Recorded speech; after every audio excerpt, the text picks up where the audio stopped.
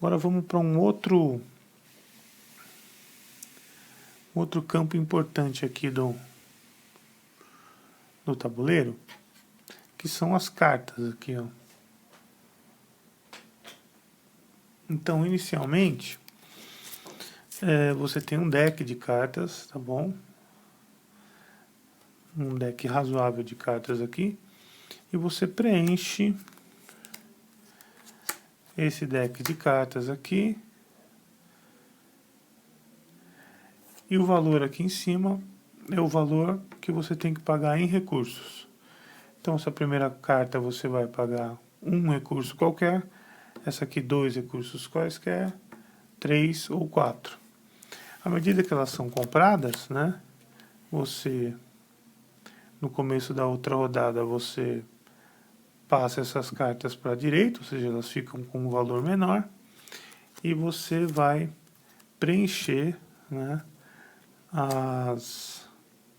os espaços remanescentes. Qual que é o grande lance das cartas aí? Então as cartas também têm ação de timer. Quando acabarem as cartas, vai acabar o jogo, né? No turno em que acabar as cartas, e você não conseguir repor essas 4 cartas aqui, o jogo vai acabar. Tem os jogadores que atacam mais as construções, né? Então o jogo fica curto, mas a construção tem um detalhe interessante aqui. Vamos voltar para o tabuleiro do jogador. Você tem aqui no tabuleiro do jogador no máximo 5 posições de construção, ou seja, você pode ter no máximo 5 construções. E ali no tabuleiro, né, a gente tem pilhas de 7. Então, um jogador ele só vai conseguir terminar o jogo quando você tiver 5 ou menos cabanas numa determinada pilha e ele atacar só aquela cabana para terminar o jogo rápido mesmo, em função de alguma estratégia que ele tenha, ou que ele acha que está na frente na pontuação, enfim. No caso das cartas, demora um pouco mais, né? O jogo para acabar com as cartas, mas no final tem uma grande correria aqui para você adquirir as cartas. As cartas têm os 2 tipos, né? Tem o tipo de cartas que tem esse fundo de areia, né? E você também tem essas cartas com o fundo verde, tá bom? As cartas com o fundo verde são cartas que mostram diferentes aspectos da economia, da política e da arte do povo, né? Então você tem essa carta com uma escultura, outra aqui simbolizando algo a ver com a culinária, essa daqui transporte, essa daqui literatura, ou enfim. Aqui a música, uma flauta, aqui algo a ver com engenharia, aqui algo a ver com a medicina, questão de cura, tudo mais. Aqui com artesanato, enfim, eu acho que é isso. O grande lance é que você precisa, as cartas de fundo verde, você precisa colecionar uma quantidade de cartas, né? E elas no final do jogo serão multiplicadas pela própria quantidade. Então, lógico que elas têm que ser diferentes, né? Eu colecionei essas 4 aqui, ó. 4 vezes 4, eu vou ganhar 16 pontos, tá bom? Eu só estou considerando a parte de baixo das cartas, depois eu falo sobre a parte de cima. Quantas figuras diferentes a gente tem aqui, né? Só para a gente dar uma olhada, né? Então a gente tem essas 4 aqui, ó. A gente tem ainda a música, 5. 6, 7, eu acho que sem expansão são 7, 8 aqui, ó. Tem mais esse aqui. São 8 tipos de carta diferentes. Então o potencial de pontuação que você tem aqui são 64 pontos. Ok? Porque 8 vezes 8, pelo menos até esses dias aí, é 64. Tá bom? E é muita pontuação. Se você conseguir completar as 8 cartas, né? Com a expansão isso expande um pouquinho, acho que vai para 81. Se você pegar alguma carta repetida, vai somar 1 ponto aos pontos da multiplicação. E aqui em cima você vai ter um benefício, né? Então você vai rolar 2 dados para você disputar um ouro, né? Você tirar 12, por exemplo, nos 2 dados, você pega 2 ouros. Aqui você ganha comida direto. Essa carta aqui é bem recorrente, né? É como se tivesse um barco chegando, como se um aldeão, se um membro da tribo trouxesse para a ilha ou para o local onde acontece o jogo, diferentes tipos de recursos. Então você vai rolar a quantidade de dados igual a quantidade de jogadores, né? Vamos supor que a gente está trabalhando com uma situação de 4 jogadores, você vai colocar lá no potinho fedido ou não, você vai virar e cada resultado vai representar uma situação. O 5, o 4, veio o 4 de novo e o 3. Tá bom? Então, a partir do jogador que comprou a carta, né, ele vai poder escolher entre uma ferramenta, o ouro ou uma pedra, que foram os resultados que saíram aqui nos dados. Tá bom? Essa aqui você ganha 3 pontos direto. Essa aqui é do mercador de novo. Essa aqui você ganha uma carta escondida. Ganha comida, ganha comida, ganha comida. Aqui você ganha 2 recursos quaisquer. Aumenta seu nível de alimentação. Aqui você ganha ponto, mercador. Aqui você ganha direto 2 pedras, mercador. Aqui você ganha uma ferramenta, ok? Agora vamos ver as cartas de fundo areia, né? Então essas cartas aqui, ó, elas também têm um benefício imediato na parte de cima. Rola 2 dados para uma pedra, 2 dados para uma madeira, ganha um ouro, uma pedra, ganha uma ferramenta de uso imediato de valor 4, uma de valor 3, uma de valor 2, mercador, mercador, comida, mercador, comida, mercador, pontuação, uma pedra, uma alimentação, mercador, comida e mercador.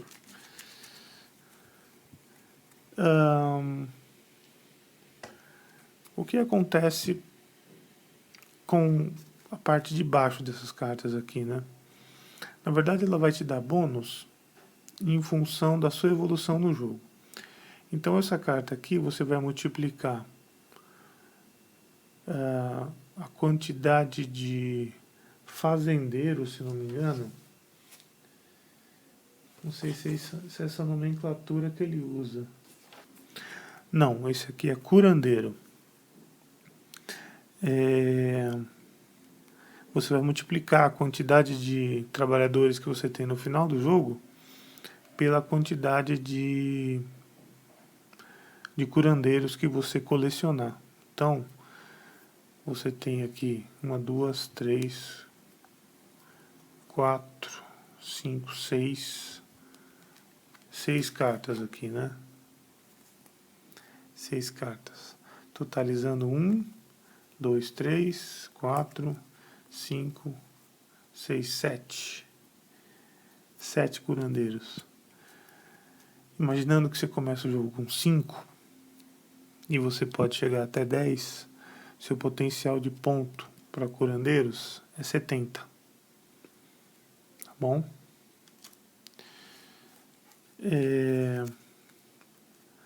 Você tem também a quantidade de ferreiros multiplicado pela quantidade de ferramentas que você tem no jogo. Então, de novo, aqui mostrando o tabuleiro do jogador, existe nessa parte superior esquerda o local onde você vai alocando as suas ferramentas. A primeira ferramenta vem aqui, a segunda vem aqui, a terceira vem aqui, a quarta ferramenta, a quinta ferramenta, a sexta ferramenta. Quando você adquirir a sétima ferramenta, você vai ter que trocar por um outro token, tá bom? E assim vai. A oitava ferramenta, a nona ferramenta, a décima, 11ª, 12ª, tá bom? Se você adquirir mais, aí você vai colocando aí em algum lugar. Como que funciona isso, né? Imaginando que você tem aqui 2 ferramentas. E você rolou um dado, você colocou lá aqueles 2 trabalhadores lá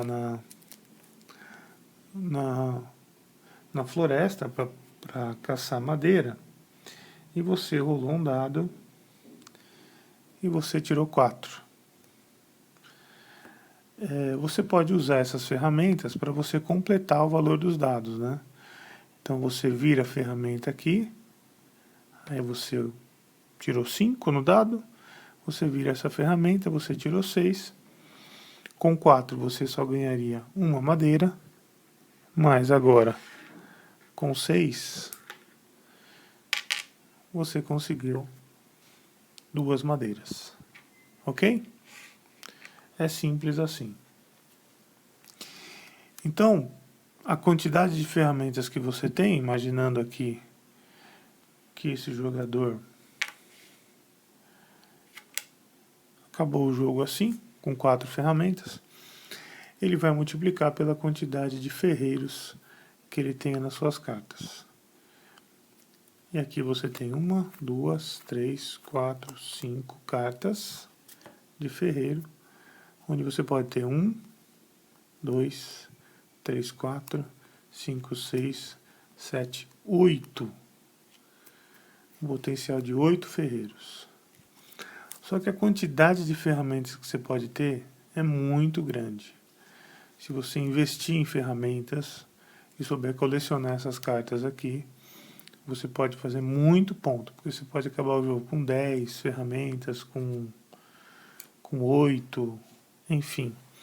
Depende muito da estratégia dos outros jogadores e a oportunidade que você vai ter para desenvolver essa estratégia durante o jogo, tá bom?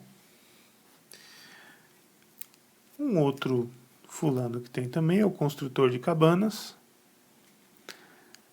que vai pontuar em função da quantidade de cabanas que você tem ao final do jogo, né? Então vamos imaginar que você acabou o jogo com essas 3 cabanas aqui. Você vai pegar suas cartas de construtor e vai multiplicar pela quantidade de construtores que você tem. 1, 2, 3, 4, 5, 6, 7, 8, 9. Você tem 9 construtores aqui e você tem no máximo 5 cabanas. Então, o máximo de pontos que você pode fazer com construtores é 45. É bacana você ter essa noção para você ver qual estratégia pode te render mais pontos, né? A gente tem as cartas aqui culturais com um potencial de 64. A gente tem um potencial máximo aqui do curandeiro de 70. a gente tem um potencial que não dá para determinar do ferreiro, né? Por conta da quantidade de ferramentas, depende muito de como você vai desenvolver as suas cartas e as suas ferramentas. Aqui tem um potencial de 45, né? E você tem também o tal do, aí sim, o fazendeiro, que trabalha com o seu track de alimentação, né? Então, você vai multiplicar a quantidade de fazendeiros, de fazendeiros que você tem nas suas cartas, que você colecionou durante o jogo, pelo seu nível de alimentação. O azul acabou com nível 6, ele poderia ter acabado com nível 10, né? Mas aqui os fazendeiros são 1, 2, 3, 4, 5, 6, 7. Então o potencial de pontuação do fazendeiro chega até 70, tá bom? Qual que é a dica das cartas, né? As tecnologias, né? Essas aqui, ou culturas, ou enfim. E as cartas dos ferreiros, né? Ferreiros, eles têm dá um retorno maior, tá bom? Acho que tem 3 cartas aqui, ó, das 5 cartas, tem 3 cartas que já vem com dois ferreiros, né? Elas ajudam bastante aí, cabe a você, na hora que sair no track de compra de cartas, você ter o recurso, a quantidade de recurso suficiente para comprar aquela carta, né? Ou esperar uma rodada onde ele fique mais barato, enfim, vai da sua ousadia aí e da sua estratégia que você quer desenvolver para capturar essas cartas.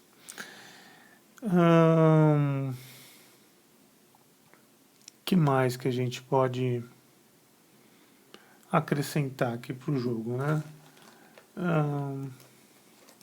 Eu vou falar sobre a expansão. Vamos deixar um vídeo para comentar rapidamente só sobre a expansão. Eu vou terminar falando sobre uma questão da comida. Então, assim, nos fóruns do jogo tem algumas discussões sobre uma técnica que o pessoal usa do Survivor, que ele não alimenta a sua tribo. Se você não alimenta a sua tribo, você é penalizado em 10 pontos, mas ele, como ele não alimenta, ele não usa esse espaço, ele potencializa em outras regiões. Eu não vou entrar em detalhes se isso é bom, se isso é ruim. Muitos falam que é uma técnica que é facilmente quebrada, uma estratégia frágil. Outros dizem que tem uma efetividade em grupos mais inexperientes, né? Se você tiver um pouquinho de experiência, você trava esse jogador com uma certa facilidade. Mas eu gostaria de fazer um comentário sobre alimentação, porque se você não se preparar de forma bacana para alimentação, você pode ter problemas no final do jogo. Então, é importante você subir no track de alimentação, né, para você eliminar a quantidade de comida que você tem que correr atrás. Às vezes você chega de 8, de 7 para cima aqui no final do jogo, e você praticamente não precisa nem utilizar essa região, o que faz muita diferença no final do jogo. Senão, quando você utiliza, você já pega comida para umas 4, 3 rodadas aí, né? Agora, qual que é o melhor momento para você pegar comida? O melhor momento para você pegar comida é quando você tem as piores escolhas no tabuleiro, né?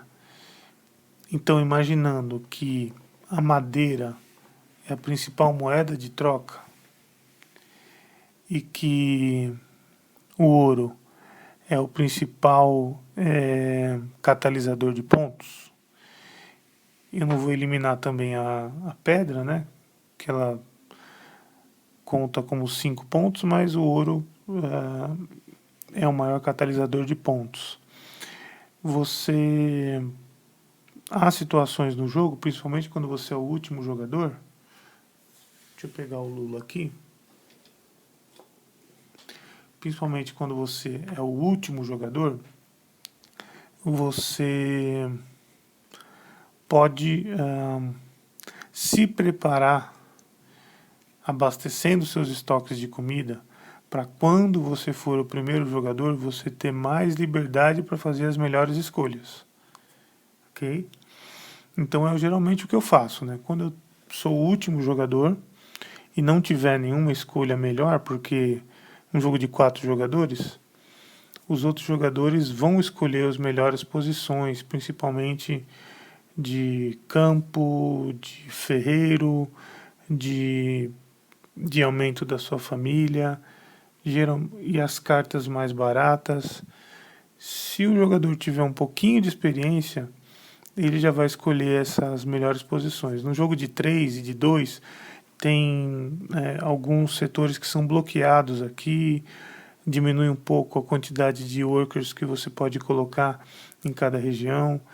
Então, se o seu grupo tem um pouquinho de experiência no jogo, ele já vai saber optar pelas melhores opções. Então, a melhor opção, quando você não tem a melhor opção, é você criar um estoque de alimentação que dê para você ficar tranquilo aí, pelo menos até você ser o primeiro jogador. Tá bom? Isso não é uma regra, mas é uma dica interessante aí, né? Então, como que eu gosto de trabalhar o jogo?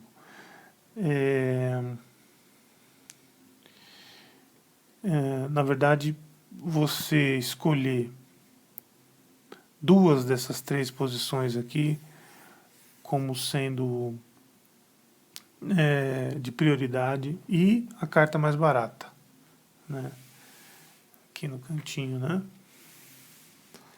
A carta mais barata que custa 1 recurso, ou até que custa 2, depende da quantidade de recursos que você tem.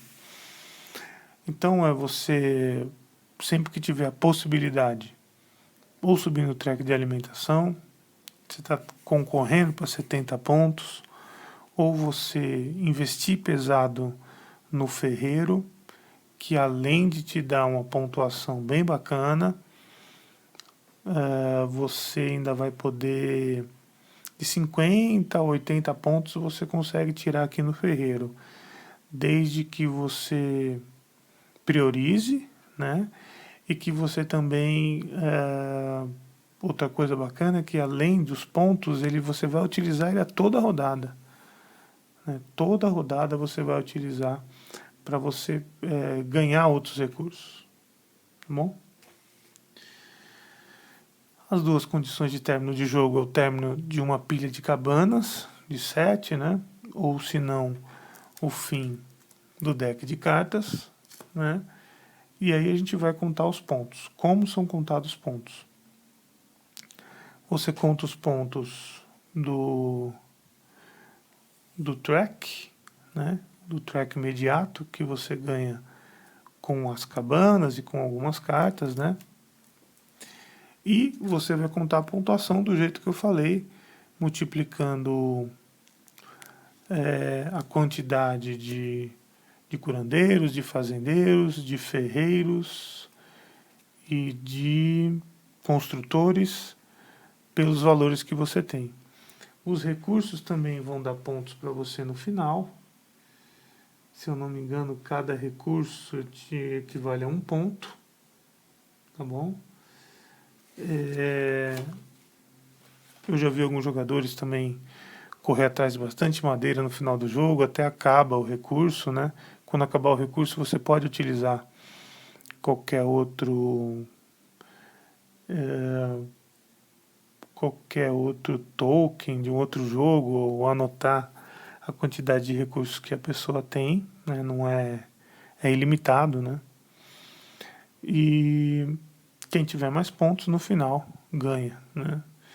Pessoal na Era da Pedra que gostava de correr atrás de pontos. E esse daqui é o Stone Age. Depois eu vou dar uma olhada na expansão e vamos à conclusão, mas o que eu posso dizer do Stone Age sem a expansão? É um jogo muito agradável de se jogar. O pessoal fala muito desse jogo como sendo um jogo de entrada, né, para pessoas que estão conhecendo o hobby agora. Na verdade, esse jogo aqui ele vê mesa sempre aqui no grupo, mesmo com aqueles que já têm um tempo já com jogos de tabuleiro moderno. E quanto mais você conhece o jogo, mais a disputa fica bem acirrada mesmo, né? Fica bem estratégica, né? Tirando a cabana que dá a pontuação do outro e roubando a carta que o outro quer. Dificilmente você tem a melhor escolha quando você está numa mesa mais experiente. O pessoal não dá mole mesmo. E você tem várias possibilidades de estratégia, né? Atacar as cartas, atacar as cabanas, fazer um jogo mais equilibrado, ou escolher um determinado tipo de recurso e de tecnologia. Por exemplo, você vai na alimentação, então quando a carta às vezes sai aqui com o valor 4, o cara que está apostando pesado nisso, ele quer fazer mais de 60 pontos com essas cartas, ele já compra aqui no 4 já, né? Então ele vai lá na madeira, adquire madeira e já usa aqui, né? Às vezes nem pega madeira, né? Já consegue lá 4 e já desconta aqui. É um jogo bacana para quem está começando e muito bacana para quem já conhece. Esse aqui ainda não acabou o potencial de diversão que ele pode trazer aqui para a galera, né? Recomendo muito. Se você não tiver o jogo e você tiver a oportunidade de comprá-lo, pode comprar com tranquilidade, né? O que eu falaria mal dele, e isso é se te incomoda, né? Porque a cada situação de ganho de recursos, você vai ter que rolar os dados, entendeu? E rola, sim, uma matemática aí de soma e dividir, né? Somar os dados e dividir. Mas esse detalhe, pelo menos aqui, até se incorporou a elegância do jogo, a dinâmica do jogo, né? Aquela situação de você torcer e ficar na apreensão de você tirar a quantidade que você precisa no dado. Nem sempre isso acontece. E que tem tudo a ver com a produção, né? Nem sempre a produção do seu trabalhador é a mesma. Às vezes é uma segunda-feira chuvosa, ele não produz tanto. Corinthians perdeu, ele não produz tanto. E por aí vai. Vários fatores que o dado expressa de forma muito temática essa possibilidade. Que você pode também trabalhar através das ferramentas e da quantidade de trabalhadores que você leva a campo. Então, esse foi o Stone Age. Assista o segundo vídeo aí com a expansão, Styles the Goal. Eu sou o Anderson, mas você pode me chamar de Neno. E você está no Games on the Table. Um abraço.